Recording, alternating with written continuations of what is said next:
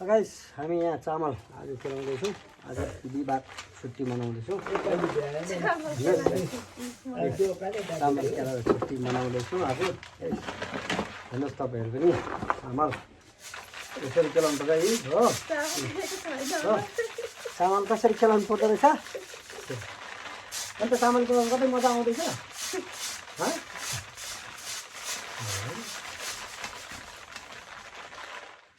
यसै है यसै चामल केलाउनु त हामी त बिहिबार बसेको दिन पनि अब के गर्नु रासिनको चामल हो खानै पऱ्यो नखाउँ भन्नु पनि भएन हो यसरी खिराउनु पर्छ यसरी हो हेर्नुहोस् है चाहिँ कसरी खिराउनु पर्छ चामलै ढुङ्गाहरू अलिक ठुलो रहेछ हौ यो ढुङ्गाहरू अलिक यसरी हटाउनु पर्छ हो अन्त यता मेरो हुनेवाला बुढी भन्दा नि आफ्नै बुढी हो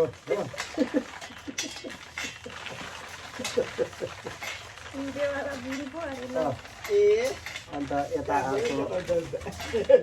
माइला दाई हो माइला दाजु माइला दाजुले चामल केलाउन आउनुपर्छ हो डाइट हुनु चाहिँ डाइट माइलालाई देखेकै छैन तिमीलाई क्यामेराले देखेकै छैन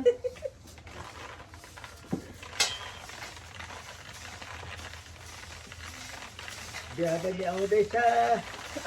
बिहा आउँदैछ माइला दाजुको बिहा म डरिदिन्छु अन्त चामल चेलाटो अब बिहा खानुपर्छ बिहिबारको दिन यस्तो छ भाइ बिहा डर्नुपर्छ माइला दाजुको त्यो पेटको लागि चाहिँ के गर्नुपर्ने हो यसको भिडियो मन पऱ्यो भने लाइक गरिदिनु होला कमेन्ट गरिदिनु होला हो यहाँ यता यहाँ माइला डाडु ओ माइला डाडु माइला डाडु हो हाई डरिदिनु हाई डाडु डाँट फटेर फटे गरे ल गाइस आजको लागि यति नै